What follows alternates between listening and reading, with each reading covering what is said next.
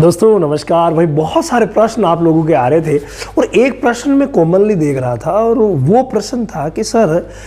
अगर जो वैक्सीनेशन का टाइम है, जो शेड्यूल है, उसको हमने ब्रेक कर दिया या वैक्सीनेशन का टाइम निकल गया तो उस स्थिति में हम क्या करें कि वापस वैक्सीन का फ़ायदा लिया जा सके। देखिए, वैक्सीनेशन का टाइम निकल जाना पहले तो मैं बता दूं कि किसे कहते हैं। जैसे आपने अगर रेबीज वैक्सीन लगवाई और स्टार्टिंग में जो रेबीज वैक्सीन लगती है 80 से 90 दिन पर एक शॉट लगता है और वो एक महीने बाद या 28 दिन बाद उसको फिर से रिपीट किया जाता है।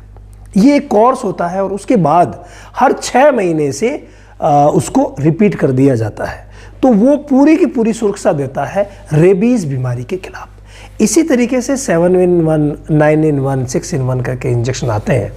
और वो पार्वो वगैरह जो बीमारियां होती हैं, पार्वो, डिस्टेम्पर, डिप्थीरिया, अन्य जो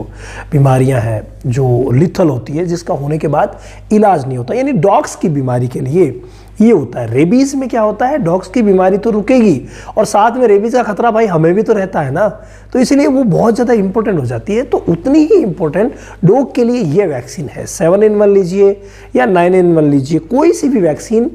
आपको लगवानी होती है। और ये वैक्सीन जब आप लगाते हैं तो एक वैक्सीन जैसे 45 दिन पे लगी तो दूसरी उसके ठीक 21 दिन बाद लगा दी जाती है, जैसे 66वें दिन लगा दी जाती है।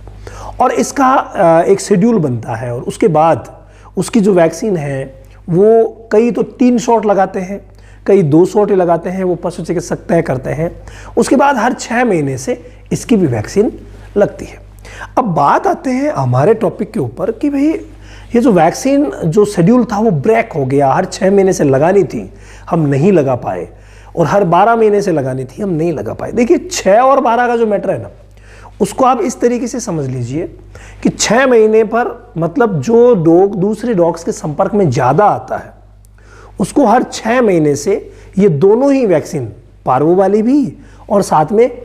रेबीज वाली भी, ये लगनी ज़रूरी होती है। इसके अलावा जो इतना ज़्यादा संपर्क में नहीं रहता है ना, तो उसमें हम क्या करते हैं 1 साल से भी लगवा सकते हैं। तो ये आप जब 1 साल से वैक्सीन रिपीट कर रहे हैं तो उस समय अगर मान लो 1 साल की बजाय 6 महीने ऊपर निकल गए, 2 महीने ऊपर निकल गए, 10 दिन भी ऊपर निकल गए, तो अगर दिन ऊपर निकल गए हैं तो ऐसी कंडीशन में हमें क्या करना चाहिए, उसे कहते हैं वैक्सीन का शेड्यूल जो है वो ब्रेक हो जाना। तो ऐसी कंडीशन में आप एक विशेष प्रबंध कीजिए और वो ये है कि जिस तरीके से शेड्यूल जो शुरू हुआ था, कैसे शुरू हुआ था, हमने 7 in 1 या 9 in 1 के लिए पहला शॉट लगाया और फिर 21 दिन बाद दूसरा शॉट लगाया, तो यही क्रम आप फिर से दोहराइए। अगर 10 दिन भी ज़्यादा निकल गए हैं तो यही क्रम आप फिर से दोहराइए, यानी कि एक वैक्सीन लगेगी 7 in 1 की, फिर वही वैक्सीन 21 दिन बाद फिर से लगेगी और फिर जो दिन आया उससे फिर हर 6 महीने बाद लगवा दीजिए। ये होता है जब वैक्सीन ब्रेक हो गई शेड्यूल, तो फिर से आप शेड्यूल को स्टार्ट कर सकते हैं। उसी तरीके से रेबीज का हो गया, रेबीज में मान लीजिए वो भी ब्रेक हो गई, तो ऐसी कंडीशन में आप ARV का इंजेक्शन लगवा सकते हैं और ये लगवाने के बाद आप जब दूसरा इंजेक्शन लगवाते हैं तो 28 दिन बाद फिर से लगवा लीजिए और उसके बाद हर 6 महीने से और 12 महीने से ये लगवा सकते हैं। तो अगर शेड्यूल ब्रेक हो गया है, 10 दिन भी ऊपर निकल गए हैं, यहाँ तक कि हम तो कहते हैं अगर 5 दिन भी अगर ऊपर निकल गए हैं तो फिर से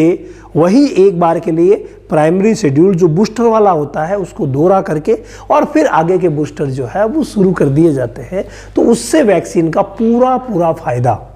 आप ले सकते हैं। इसके अलावा भाई अगर आप डॉग रिलेटेड थोड़ी बहुत भी जानकारियां जानने के इच्छुक हैं तो हमारा डॉग क्लास का जो सेशन है, जो जनवरी डॉग क्लास है, अभी शुरू हुआ है, हालांकि हर महीने शुरू होता है, तो वो डॉग सेशन आप ज्वाइन कर सकते हैं। हर महीने की 11 तारीख से शुरू होता है और उसमें आप डॉग रिलेटेड ऑल ओवर जानकारियाँ प्राप्त कर सकते हैं। तो अगर इच्छुक हैं तो आप ज्वाइन कर लीजिए, या जो रामावत एनिमल ऐप का लोगो आपको दिख रहा है, इस पर आप जा कर के और अपनी जो भी समस्याएं हैं उनको सुलझा सकते हैं।